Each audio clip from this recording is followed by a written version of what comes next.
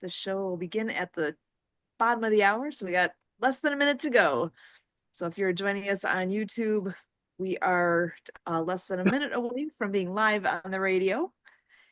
And perfect, we got the sound set correctly. All right, so about just over 30 seconds, and it is time for Ability MKE Now on River West Radio. You can always listen live there, riverwestradio.com. And we are here every Wednesday night at 7:30 p.m. Central. This is what you call the green room. Backstage. What I call it.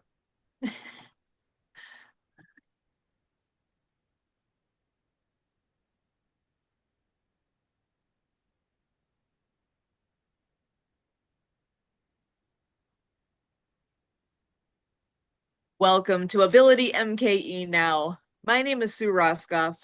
Ability MKE Now is a show all about integration, bringing people with disabilities and people that don't have a disability together, enjoying life here in the Milwaukee area.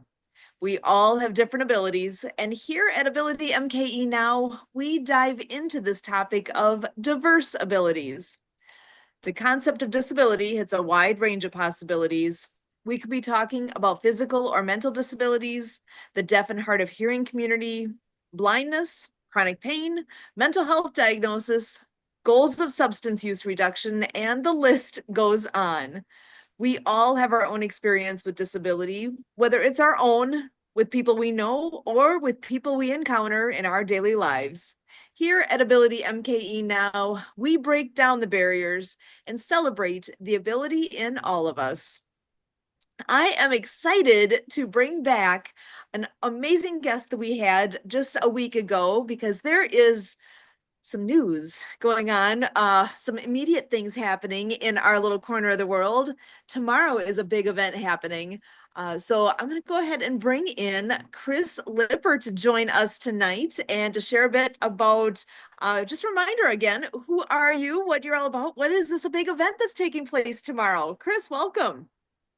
Thanks. That's a little bit of a mouthful. Who am I? What am I all about? And what's the event tomorrow? So who am I? My name's Chris Lipper, and I founded On the Bus in 2008. And what we do is coach small business owners, and we do it via mastermind groups versus one-to-one coaching. There's also one-to-one coaching involved in between meetings. But through all of that, we found that a lot of our owners were struggling with trade shows and they weren't getting enough value out of trade shows. So what we did was we started having trade shows and we used them as coaching opportunities. And so we started doing them once a year, then we had them twice a year. And we were doing these live in New Jersey. And our members would get booths and we would invite a couple hundred people and they would come and they would practice and see the difference between sitting behind a table versus standing in front of one and that kind of stuff. And when the pandemic happened, we had to figure out how to do it virtually. And we've had many different variations. Tomorrow we have our 25th show in the metaverse, and that's the latest version that we use is a metaverse platform, and it should be interesting. The only guarantee is that something will go wrong. It's just like with any show, something will go wrong, but it's a matter of how I handle it and how it's dealt with and whether it becomes a big deal or not. It should be fine. We've done this enough where it's pretty grooved. And it's an impressive platform. I know Kurt and I were on there just a couple days ago and playing around with how to maneuver, it is an amazing platform because if you can imagine, you're on your computer and you are literally in a room, in a massive room, and there are vendors all around, and you can on your computer you can walk up just using your buttons, your arrow keys. You can walk up to different locations within that room that you're seeing on your screen, and you can interact with the other with the I don't know if I call them avatars or Yeah, so, they're avatars, but they also have a video screen. So you can see the people, but they're also dressed up how they look or how they'd like to look or they have fun with it, whatever they want. so is this platform something you created, or is this something that you have No, adopted into what you're doing? I rent the room basically, and we dress it up however we want, kind of thing. But other perhaps I've been to other virtual shows, and part of what makes ours different than others is we offer training for everybody ahead of time. So we have rules at our shows, like the booths must be attended. I've gone to other virtual trade shows, and it's like a room full of YouTube links. You won't see that in ours. There must be someone in the booth at all times, or they don't get invited back to exhibit. Yeah. And I trying to remember what you had said now. I believe you said there are like over 100 people that are signed up to be there tomorrow and to be participating somewhere in that neighborhood. Yeah, we're A lot of above that number opportunity. now. We expect a couple hundred people tomorrow, but we always do, and sometimes we get 400 plus people, and other times we get 150. We'll see. The difference between virtual and live is back when we were doing these live, we had to worry about weather and parking and things like that. Virtually, we basically just have to worry that everybody has a decent internet connection. It's perfect. Yeah, because I actually had a lot of fun walking around and seeing what I could see already set up. We have a booth there. Kurt and I are going to be there tomorrow with World of Ability and actually doing some interviews. We have people signed up to do Oh, some good. live interviews in the afternoon and very excited about that. Yeah, I'm glad people are taking advantage of that. I hope you have a decent number of interviews and it's worth your time to be there. And if not, feel free to walk around and interview people. I'd love that. Excellent. Well, and I have a question for you. So I know as I was walking around and I go to a booth, there's a like a blue square line Yeah. around the booth. And when you cross the line into that, it turns green. You want to tell us what that means? Yeah, it's a great question. So you remember Maxwell Smart and they had the cone of silence kind of thing? Well, that's kind of what it is. They're speaking zones. So the floor can get very loud. You put 100 people in a room, doesn't matter what size room, it's hard to have a conversation, especially at a trade show because everybody's talking over everyone.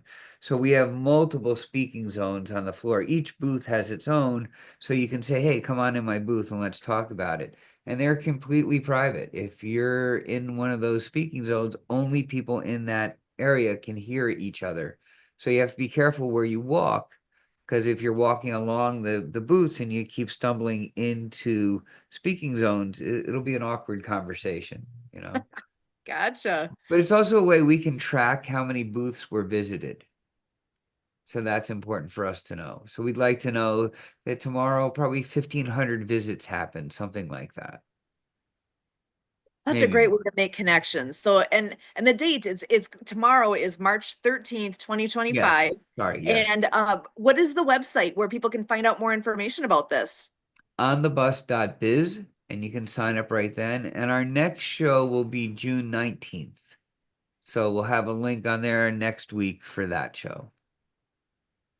So onthebus.biz is the location online where you can find more information, where you can be in the position to be able to participate in that.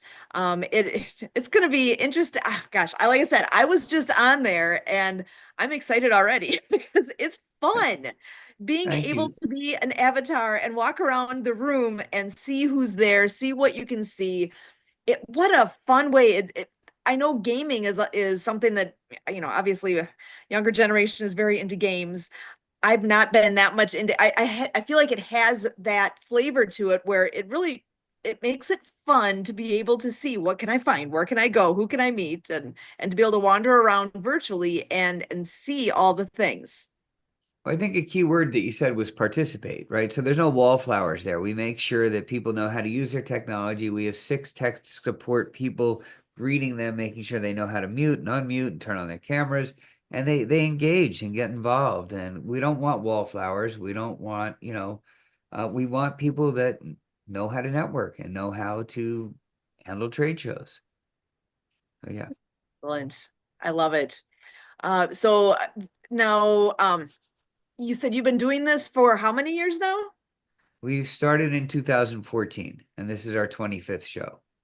But we did 8 live prior. And now you've been doing them online the last few years. How many shows do you do each year now at this point? 4. We do them Four years. quarterly. So Eventually, we'd quarter. like to build to monthly, But it's a lot of work and it's not what I do, right? I'm a business coach, but this has become so shiny and interesting for everyone that we just kind of love doing them. So, well, and as I recall, you've also written a book along the way here as well. You wanted to share a bit about that as well? Yeah, so you were talking about disabilities and things like that in your introduction. I'm a dyslexic guy, and that's part of why the metaverse works for me. I just think differently than most, right? I come up with ideas, and that's why I used to be an inventor, and I have a dozen different patented products. And I think dyslexics just think differently, and it's part of the gifts. I hear that LinkedIn now views it as an asset, not a disability, which I'm okay with. Yeah, I've written a couple of books. The first one was a sales training book, and that was really just taking speaking notes and turned it into a book. And it's okay. I mean, the information there is good, but the writing of it wasn't my best. But the information's great for people who are beginners in sales, who would like to learn how to sell. We talk about networking versus not working, and even shaking hands and the importance of that, virtually or not, and how to ask for a referral and what you do when you get the referral, how those meetings are different. So it's that kind of basic stuff.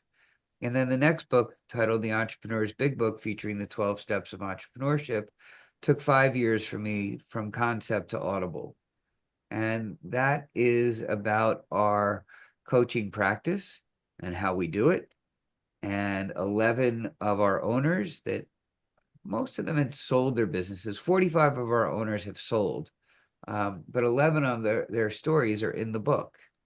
And when we read their stories, and we have a discussion meeting several times a week, we have 2 sales trainings and 2 meetings using that book. If we read their story, those owners come. So we can say, hey, so what happened after the book was read or written? What are you doing now? Love it. That's fun. To be able to find out what, the next chapter, so to speak. Where did things take them after the book is written? That I love that.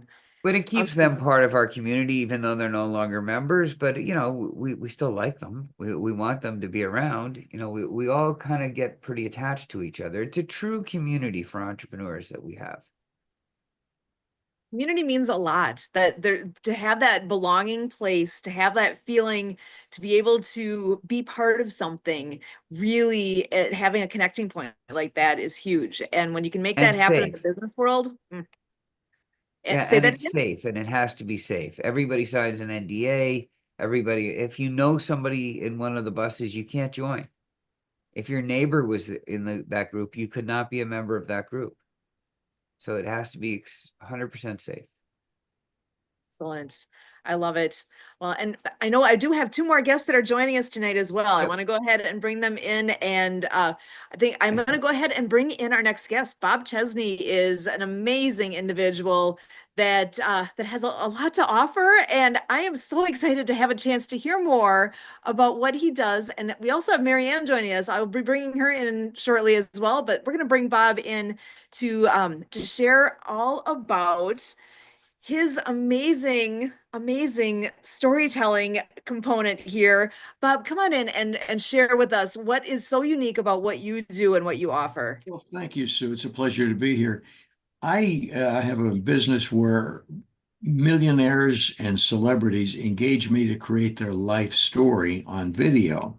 And it's a very interesting business, but in the process of developing it, I ran into many people who weren't millionaires or celebrities, and they have stories to tell about their life. They have children and grandchildren who will never hear those stories.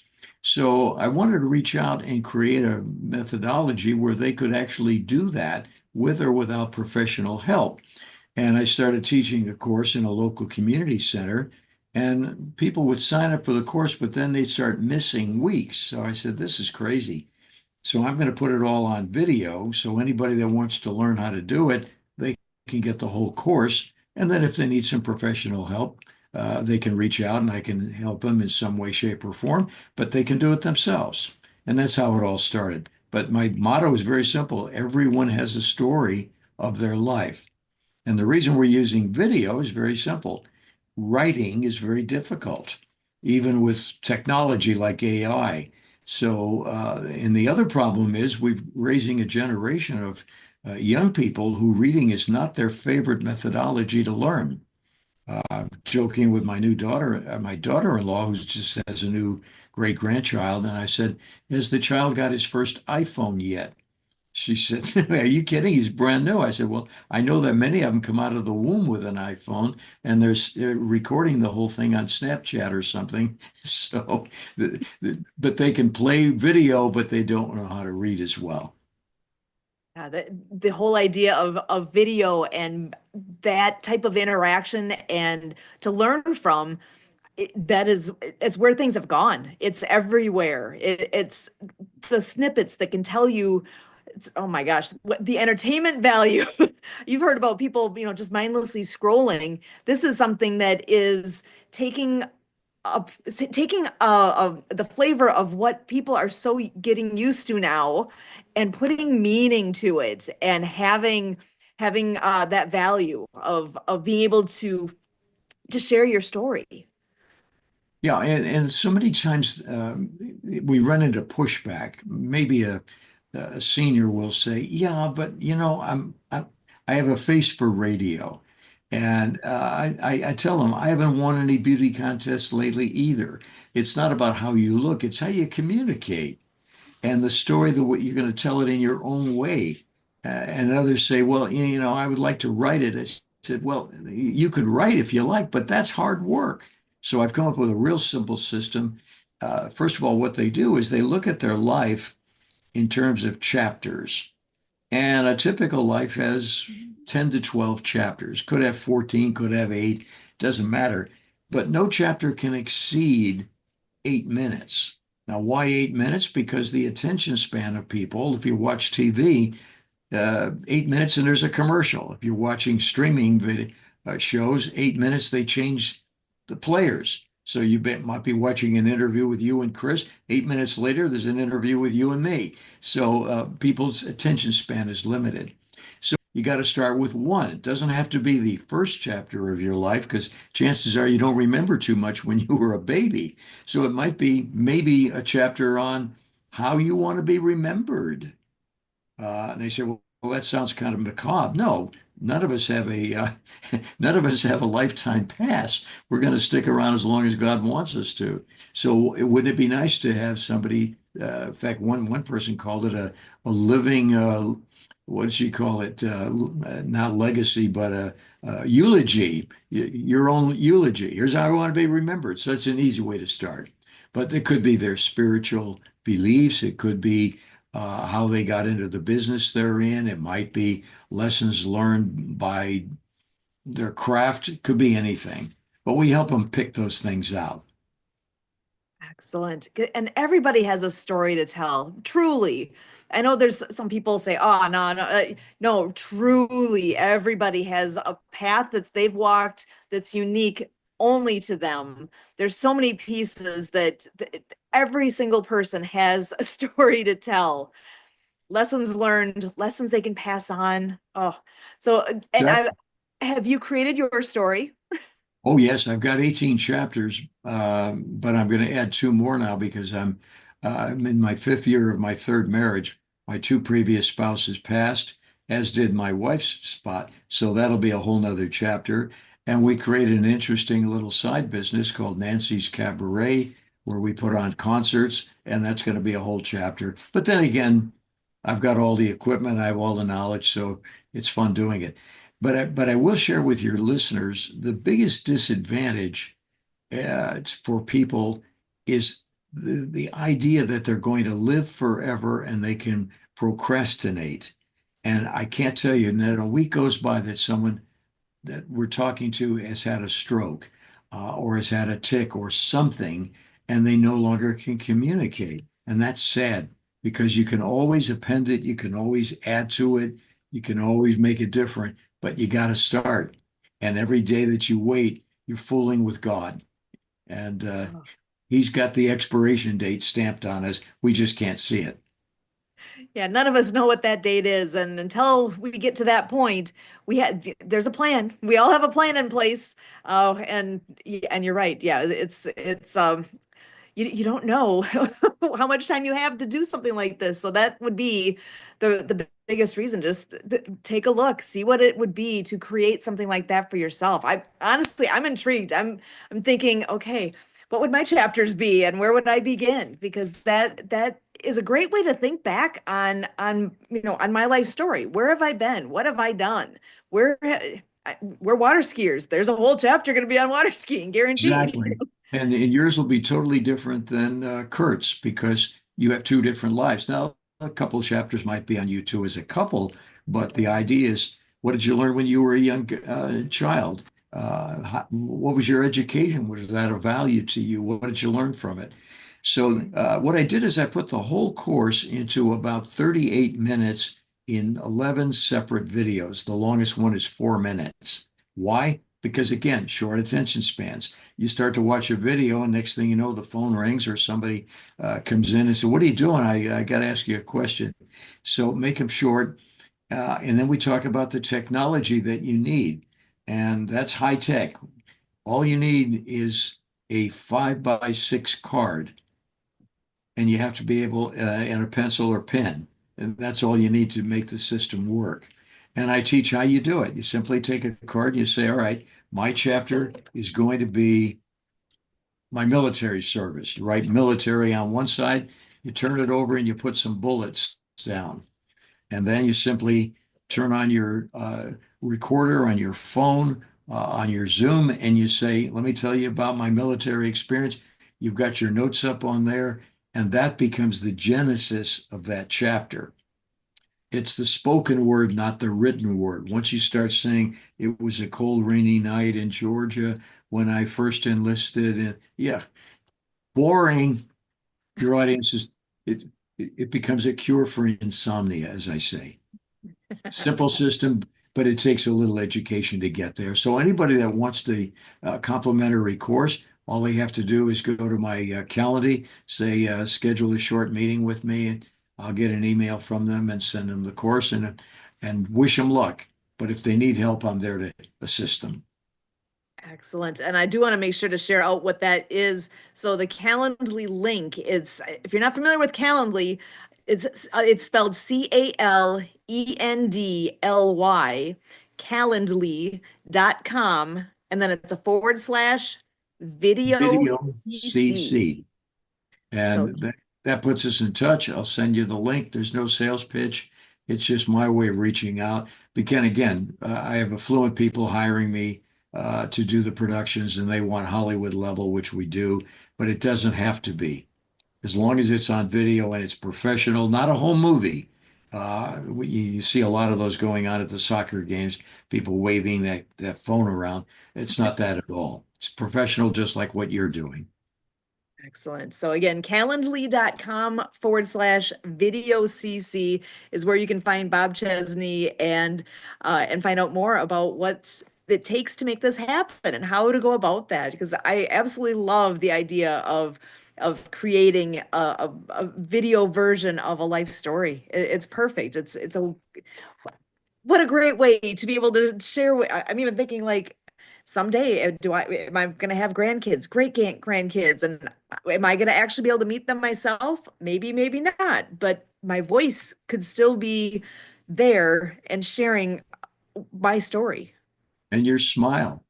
But the good news is using technology, if they insist on writing, we're able to transcribe the audio portion of that video and then run it through some technology and give them a beautifully written memoir.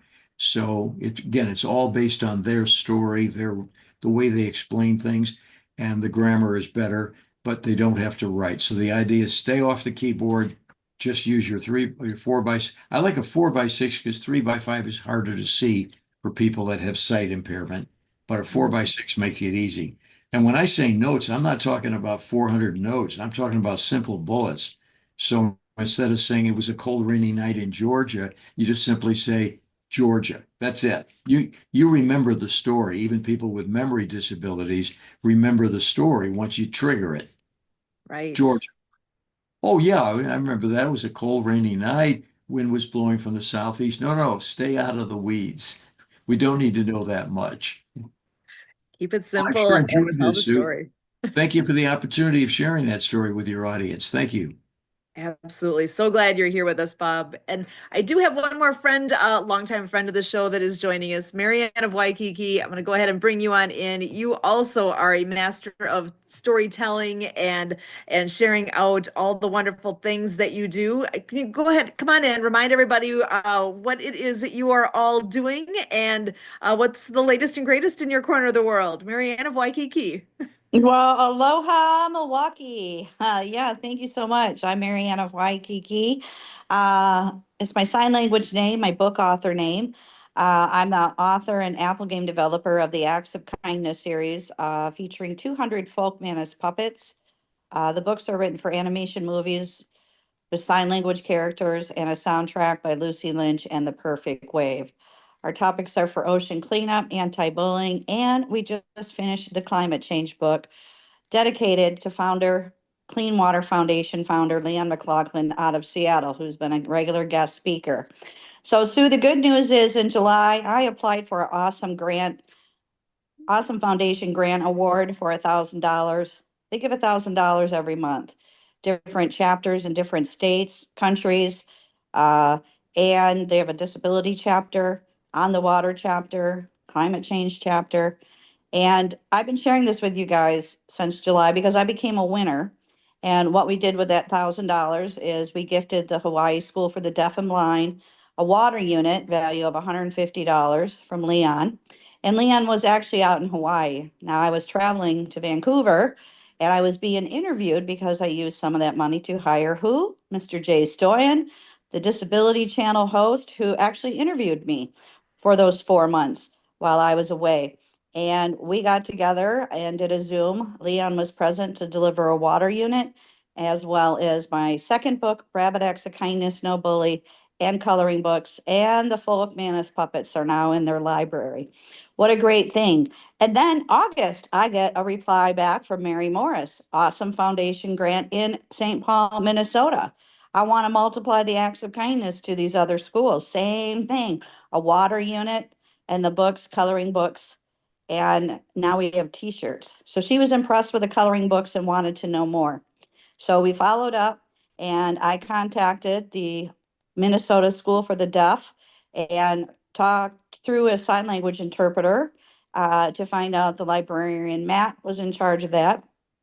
And I went ahead and moved forward and went on apply. Now, it only took me 15 minutes to apply, that I was requesting another set of books for this school, that I was the author, that I could get it at my author price and the wholesale of the Folk Manus. And now I have t-shirts and we wanted to gift them. And guess what today? I got an email from Matt, who's deaf librarian there, that he won the $1,000 grant and wants to know how he can get my books. So I called Leon with tears of joy and said, guess what? Here's our second legacy now. And they will be dedicating these water units in Marianne of Waikiki, the Acts of Kindness Series Trust. So we'll be sending a water unit. And next Saturday is World Water Day. And we're being recognized by the United Nations, not only for Leon's good work, but I completed the fourth book for climate change, talking about the water units and the life cycle of water. So we got good things that are happening, and we're going to give a free download on World Water Day. That's next Saturday. So you can download the fourth book for free. And it's called Cool Acts of Kindness. It will be available on Amazon. And we have a t-shirt, Waterflow the Whale, who happens to be a deaf whale. And For the Love of Water is an acronym. Beautiful t-shirts. The t-shirts were shipped out to Leon. He should be receiving them this week. And I can't wait to send these t-shirts with the characters such as Harry the Hard of Hearing Rabbit, Chelsea the Courageous Sign Language Chicken, and Eve the Finger Spelling Bumblebee to the Minnesota School for the Deaf and Blind librarian to wear these shirts and read the books of the story and have the coloring books available. So back to you, Sue. So what a great day today. Tears of joy. This has been amazing. Oh, I always love getting good news. That is amazing. Marianne of Waikiki, always so happy to have you here. Chris Lipper has been here sharing with us on thebus.biz that he has an event tomorrow, March 13th. And also Bob Chesney with his contact being calendly.com/video CC. What a great group tonight. Thank you so much for joining us. My name again is Sue Roskoff.